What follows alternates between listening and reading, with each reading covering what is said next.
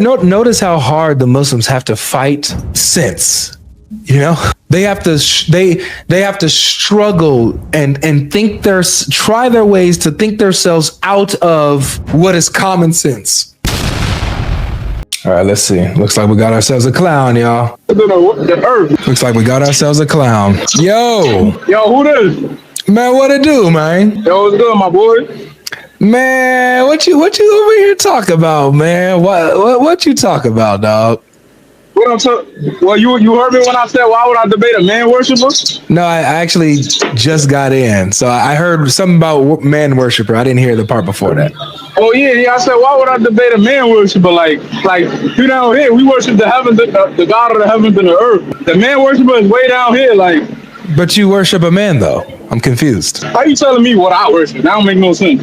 You're a Muslim, right? Yeah, I'm a Muslim. We worship the God of the heavens and the earth. No, you don't. You worship a man who claims to be the God of the heavens and the earth. Nah, that's not what Muslims believe. You got your information incorrect. I ain't gonna lie. I know it's not what you believe. The point is that that's what your Quran teaches. Like for example, you would agree that a man needs a wife in order to have a kid, right? In order to have a son. Nobody who ever read Islam, like you could try to reason it with however you want, however way you want, but no person who read the Quran and no Muslim know that Muslims don't worship a man. Like this is common knowledge. Okay, so let me ask you: would you agree that that men need a mate in order to have a son? That men need a mate in order to have a son? Yeah, that's what people need. Hell yeah. Yeah. Well, the Quran says that same thing about Allah. It says Allah needs a mate in order to have a son. Anything needs an equal to have a child. Yeah, it sounds like a man to me.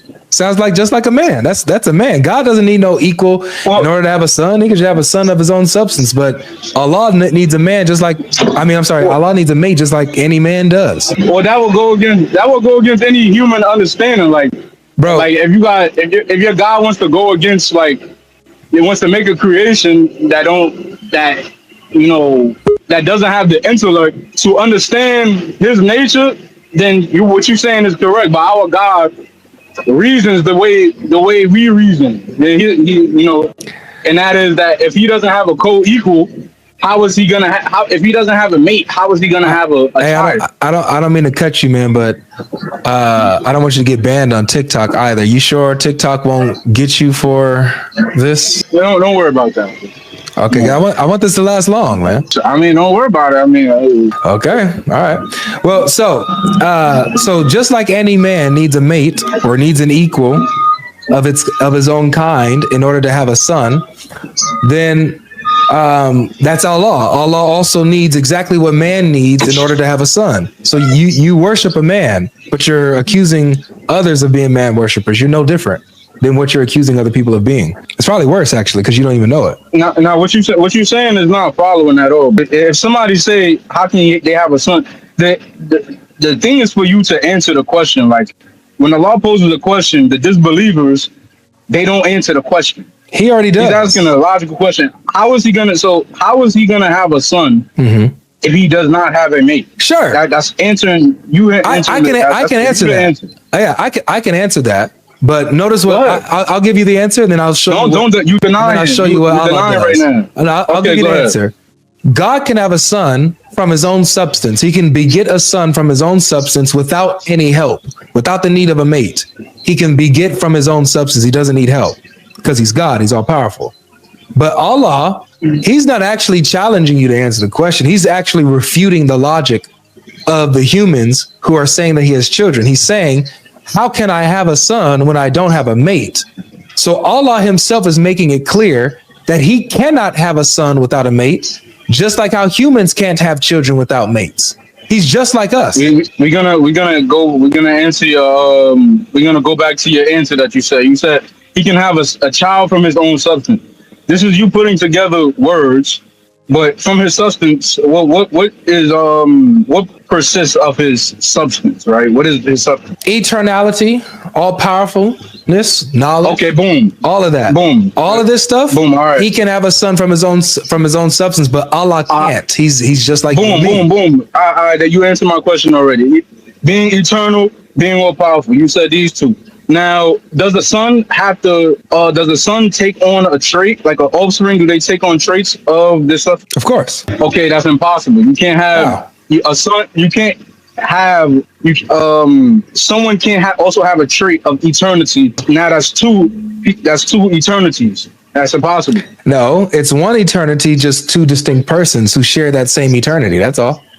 But if he begot, then he had a son. He begot him, so it's not just two eternities. It would have to be. It was one eternity, and then he begot, right? It would be. And then he had a son. It would be something. So that is two eternities. It would be something done not in time. God can beget outside of time, which would mean it's an eternal action that happens, not something that takes place in time. What? There we go. There we go with logic. There we go with logic. You just saying. You saying, okay, now you have a son outside of time. Now, so mind you, we still answering the same question. So then you have to, so then you, brother, you have to deal with then, if you're going to reject that and say, nuh-uh, that's fine. You can hold your position. Then you have to answer for Allah being incapable of having a son without a mate, just like men do. You're saying that you're going against man worshippers, but everything in the Quran is showing me that Allah's a man like us. Well, you already, first of all, this a man. When you say a man worshipper, we mean you're trying to like put together this thing of how, but a man is somebody who is not God, correct? He does not have God qualities, correct? A mere man. He does not have the God substance, correct? A mere man, sure. All right. So what you would be doing is what your job is supposed to be is to prove that that Allah doesn't have the God substance. He doesn't. I just showed you. For the fact we already know. Okay, you saying what doesn't he have of the God substance? You mentioned, hold on. You mentioned two things. That one right there. Let me just. You mentioned two things that's a part of the God substance. All powerful and eternity. We already know Allah has these things. So no, he doesn't. Okay, he doesn't. All right, so let's talk about it. I prove that. Allah says. What does it mean to be all powerful? It means that you're over all things capable. You're capable to do whatever anything can do.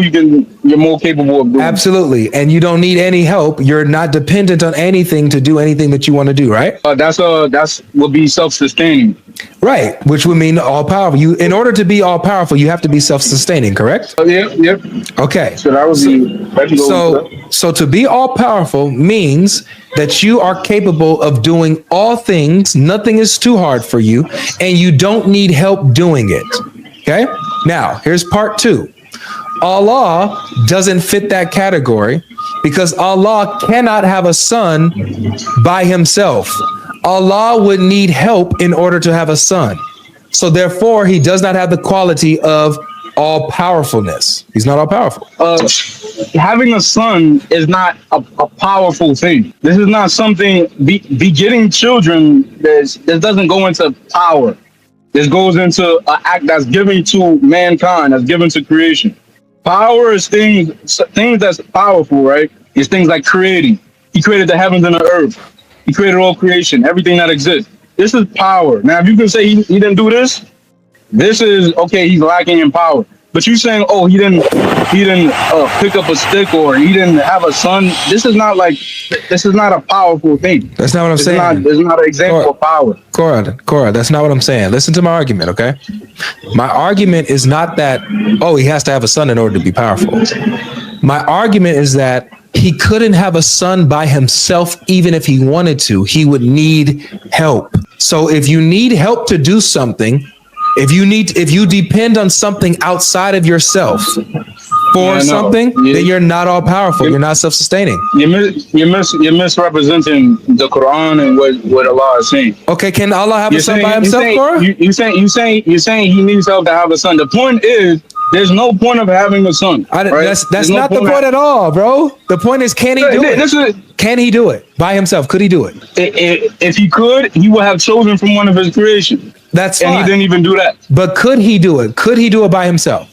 You're saying have offspring. You cannot have offspring without a mate. Okay, so Allah. That's what offspring is. Offspring is a child. It's something of yourself. So Allah cannot have a son.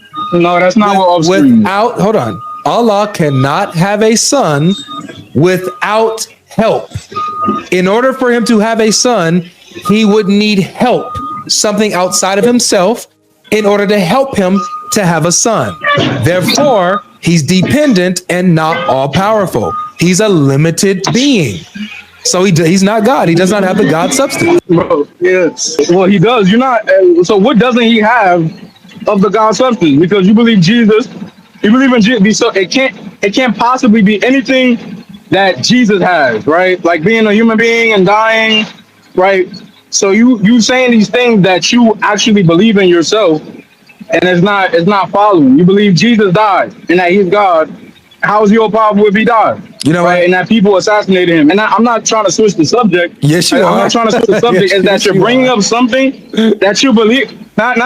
It's just that you're believing. You're bringing up something that you believe in yourself, right? And it's not we don't believe that he lacks any of these substances. Okay. So how about this? How about we table this and let's talk about something else. You down to talk about Paul versus Muhammad? Nope. Oh, you do agree? Now, we could. No, you yourself know that Paul was a annihilator, a Christian annihilator. I don't even know. Yeah, this isn't even an argument. Then he changed his ways. You do know he was annihilating Christians, right? Yeah, he was, and he changed his ways. He never had to change his. Yeah, but Muhammad was a Jew. He was a Jew and Christian annihilator, wasn't he? All right, get over my pen. What? Well, you know, I'm gonna bring somebody. You want to talk to somebody else, or what? Sure, I guess. Wait, wait, just really quick, right. Cora, what I said offensive? Is you just uttering things out your mouth that if people say he running. If you're just uttering, I could say Jesus was a Muslim, right? You wouldn't even take that, right? And then, so I'll take that. You want to talk about that? Or Jesus was a white man, or he was a Caucasian, or that he was the first human being. I would just be uttering garbage out of my mouth. Yeah, but I didn't utter garbage by saying that Muhammad annihilated Jews and attempted to annihilate Christians. Like that's literal in history. You said it sounded like you said he was a Jew. No, I said he annihilated Jews. He had two tribes of Jews annihilated, bro. In the cause of Allah, and I will believe is it in the cause of Allah? You see, notice how you have a justification for what Muhammad is doing, but notice I can say listen. I'm just hear me out. The problem that's not the case with Paul. I know, but Cora, wasn't doing it in the cause of God. Hear me out, and neither was Muhammad. However, here's the thing: I can say, Cora, listen to what I'm saying. I can say that Paul was wrong for killing Christians and imprisoning Christians. Can you say that Muhammad was wrong for killing Jews and going out to attack Christians? So you can say that because it's your belief, right? That no, it's actually wrong. So, it's in your belief that is wrong. Is it in your belief that is wrong? Hold on, bro. Okay. Before his conversion, he was doing this. So he wasn't known as an upright person. He wasn't known as a trustworthy, righteous person. Yeah, he was. That's the problem. And so when he converts and then self-appoints himself as an apostle, automatically know, okay, yeah, I've seen Jesus. This is a problem. While before Prophet Muhammad became a prophet, in his community, he was known as being righteous. And you saying, yeah, he was, but you just said what he was doing was wrong. The Prophet Muhammad, he was known as being righteous and trustworthy, never lying, and having upright character. Everybody trusted him. So when the message came, people believed him. So when people believe Paul, I have no idea why people would believe it. I got you. So saying that you don't know why people would believe. Hold on, dude. You saying that you don't know why people would believe him? That's tough. I mean, let's talk about that. Let's talk about it. Muhammad receives a revelation. Paul receives a revelation, right? Both men claim to receive revelation. Let's look at these two together. Let's see which one is more credible. Were there any witnesses to Muhammad's revelation in the cave? Not in the cave, but the revelation came throughout a period of many years. So he says. So yeah, that's what we believe. I mean, I know it's what you believe, but I'm critiquing your belief. I'm critiquing your sources. So both have claims. You gotta let me land. I don't have to. Your belief is not in reality. That's the point. That's why I'm debating you. That's what we both believe about each other's belief. I mean, That's why we're talking about it. That's why we're talking about it, you bro. bringing up what happened in a cave by itself when he got the revelation for 28 Well, years. let's see. You just being dishonest let's and see. not Did Paul have? So I'm sorry. Muhammad had no witnesses to his revelation in the cave, but Paul had witnesses to his revelation. He had the soldiers that was with him. He also had Ananias, who also received a revelation that confirmed Paul's revelation that he received on the road to Damascus. Did anybody else, did anybody have a revelation that confirmed Muhammad's revelation? No, he's the only one getting revelation. So how would anybody else get a revelation? I got you. So he's a one. Unless we're going into the prophecies. I got you. The Old Testament and the Injil and all of that stuff. But so let me ask you this then, Cora. Let me ask you this, and think about this with me. What do you think is more credible? A person who doesn't have witnesses, claiming to have experienced something solely on his own, or someone who does have witnesses to what he experienced, and not just witnesses, but divine witnesses, revelation that confirms what he divine experienced. Witnesses? What do you think? Well, you're oversimplifying it too much because more details have to be included. I know. Just out of these two things, what do you think is more credible? Yeah. I'm saying oversimplification is a form of manipulation. That's and you're oversimplifying. If you're being manipulative, I'm not gonna. I haven't manipulated anything. Right? I just put two and two side by side, bro. I put Paul. You manipulated the first. Side. The first example was manipulated because you lack the details of this. You said, is this enough evidence? If someone says he got a revelation and it's just him, the details that need to be included here is that he was, for 40 years, he was someone who had upright character and was trustworthy throughout his entire life. So you say the same can be said about Paul too. Who cares? But we gonna go with what we believe in, right? You don't believe that. I don't care so about. So it can't be said about him. Cora, think about this in reality. Bro, you act like Cora, right? slow down, bro. I'm appealing to. Slow down. Look, just think about this for a second. Let's say I'm 31 years old. Okay, let's say all my 30 years of living, I've been known to have never lied. I've been known to be trustworthy. I've been known to do good to the poor. I've been known to be a really good person. And then I came out and said, hey guys, God gave me a revelation. He came to me and now I am a prophet of God. Would that mean that I'm telling the truth? Does that make what I'm saying? That would be your reputation with the community that you have never did this is a proof for the community. This proof is long as time. It's a proof for reality. It's not just proof. It's evidence. It's reliability. So right? It's evidence that my experience. Hold on. Let me talk, bro. You're not letting me talk, bro. Go ahead. My bad. If you go in a court, right, and there's multiple people testifying, the most reliable the testimonies are a form of proof. You understand this? Wait, if you go to court and what happens? Hold on. Let me finish. Wait, I'm trying to understand you. Let me start from the beginning. Testifiers are a form of proof. Hold on, bro. What if there's no? Let me finish, bro. Let me finish. What if there's no testifiers? Would that hurt the case? Okay. Hold on, bro. Let me finish. So when people come up and speak, their evidence, a part of the evidence, and what makes it more reliable evidence is their reputation, whether they have a clean record, whether their people have good things to say about them, and mainly based off of their clean record. So this makes the evidence stronger, right? Beautiful. So based off of what I'm telling you, right, his reputation was clean.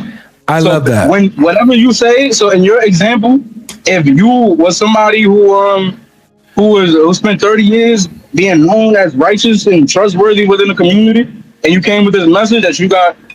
First of all, in this case, it wasn't.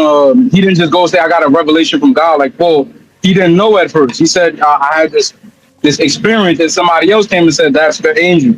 And then he got more revelations confirming that he was the angel. So if you make an analogous thing and say, "Yo, something crazy happened to me," and while I was in the cave, right? Why would we disagree with you? Why would we, after you spent 30 years being trustworthy? This proof. This is evidence. Okay, can I speak now? Okay, so Cora, I love your example, man. You use your example as witnesses that testify in a courtroom. Let me ask you this: you got two people who are being tried, right? The accuser and the defendant, right? If the defendant has witnesses to corroborate what he says and his character and all this kind of stuff. Well, keep talking. I'm gonna send a quick text. You heard?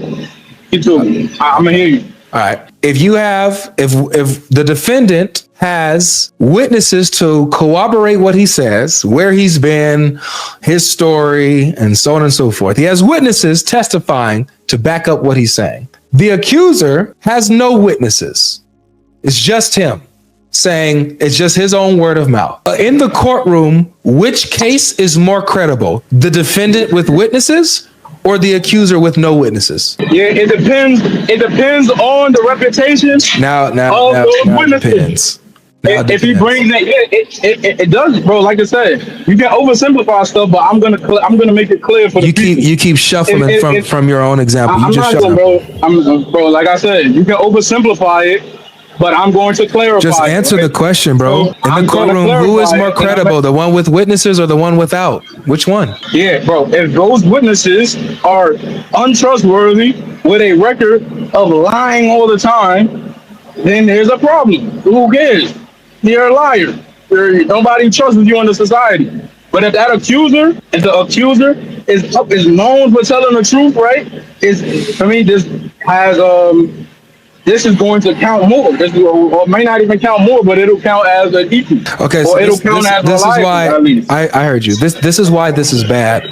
The reason why this is bad is because you just shifted the goalpost.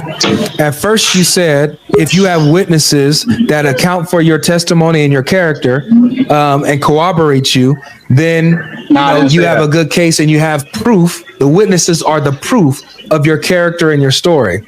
But now that I've given you your same analogy and just added, there's somebody else with no witnesses, right. You're saying, no, it depends now if the witnesses.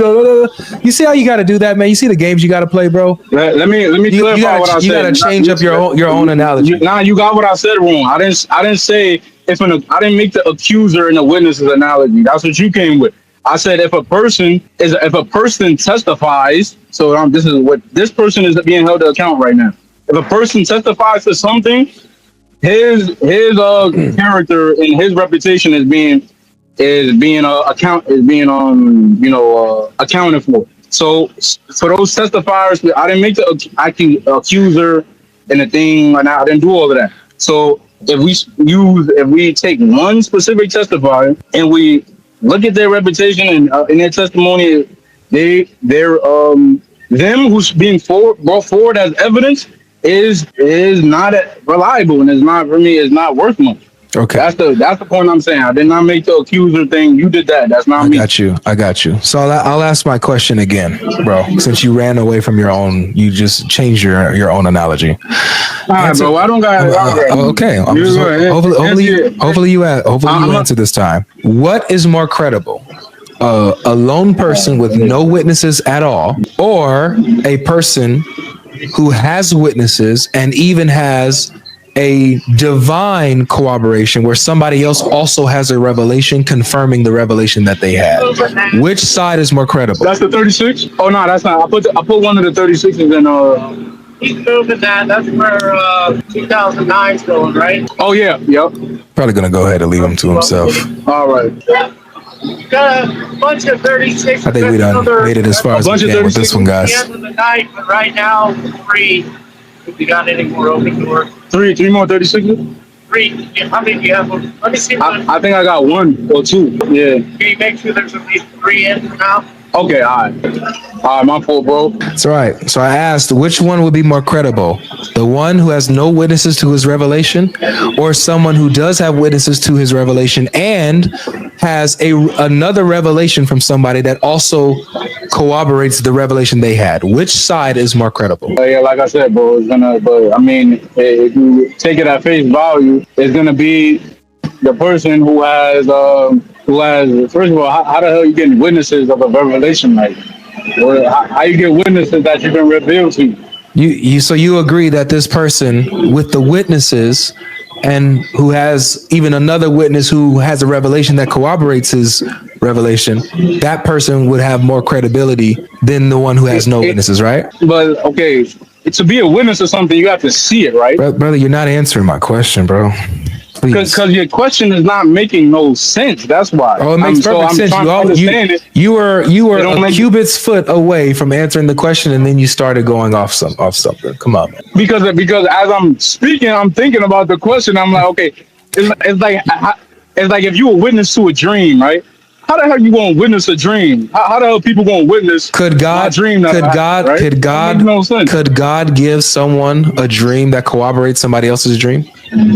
Is that yeah, of course, but is that a witness to the dream? Yeah, it'll be a witness to the dream. If God brings a revelation, like for example, you know Daniel, right? You know the story of Daniel?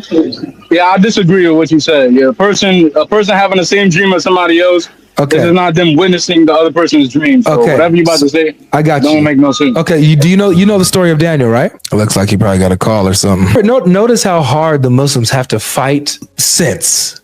You know, they have to struggle and try their ways to think themselves out of what is common sense. You know, I want to give him this last example, and then I'll leave him alone, guys. I'll give him this last example. Cora, can you hear me? Yeah. Are you familiar with the story of Daniel? No, I'm not familiar with it. Okay, Daniel was a prophet of God. He was in Babylon, and he used to serve King Nebuchadnezzar. Nebuchadnezzar had a really terrible dream. Nobody could interpret the dream, but Daniel, he came. Oh, yeah? Daniel came, and he told Nebuchadnezzar what his dream was and interpreted it by God's gift of revelation. Could you agree with me that Daniel is a witness to the dream Nebuchadnezzar had because God gave him revelation of his dream? No. Okay. All right, I'm gonna leave you to yourself, man. Enjoy Islam, bro. Copy, bro. Will do. Absolute idiot. Copy, bro. Absolute idiot. Guys, Islam is a fungus. Islam is a fungus. Islam is an absolute fungus. It's a cancer. It's a cancer to sense. It's a cancer to logic. It's a cancer to morality. It is a cancer to thinking. It's a cancer to comprehension. It's a cancer and fungus to understanding. Islam is a fungus, a sickness that needs to be burned away. Y'all see this brother here? Y'all heard him? Notice this isn't because he's a human being made in the image of God, just like you and me. All of them. They're all made in the image of God, just like you and me. We're all made in the same image of God. And y'all see how deep this stuff is spiritually? Islam makes you spiritually stupid, spiritually dumb, spiritually slow. You can't accept sense in Islam. You can't accept logic in Islam. You cannot accept what is clear. You can't accept clarity in Islam. That's Islam. Yeah. Welcome back, guys. That was very amazing and very fascinating. Share your thoughts, what you learned. Don't forget to share this video with your friends, your family. Subscribe to our channel for more amazing videos like this. And if you're still watching right now, I want you to know something. You are not just here by accident. The fact that you made it to the end of this video means your heart is searching for the truth. And if you have discovered the truth already, then glory be to God. Revealing the truth is exactly what we do here. We don't sugarcoat the truth. We don't water it down, and we don't twist scriptures to fit feelings. We let the scriptures and the Quran speak for themselves plainly, boldly, and unapologetically. Because at the end of the day, this is not about winning a debate or embarrassing anyone. It's about waking people up to the truth. It's about opening the eyes and the minds of people to the fact that eternity is real, and every one of us will stand before a holy God one day to give account of how we spend our time here. Regardless of title, opinion, tradition, none of it will matter. Only truth will matter on that day. Here on Religious Insight, we challenge deception with evidence, we confront lies with scriptures, and we remind the world that Jesus is not just another prophet. He is the way, the truth, and the life. If this video tell something in you, don't just keep it to yourself. Like this video, share it with someone who needs to hear it, and make sure you subscribe to our channel and also hit the notification bell to be notified each time we post new and engaging videos like this. Every single day we bring videos like this to you to defend the faith, dismantle falsehood, and strengthen the believers to stand firm in a world that is falling apart. And before you go, remember this: truth doesn't change because the world rejects it. It stands because God established it. So keep seeking, keep learning, and never let anyone shame you for standing on the word of God. This is Religious Insight, where we don't just believe, we think, we test, and we prove all things through the word of God. Stay bold, stay grounded, and keep walking in truth. Thank you for watching. See you in the next episode.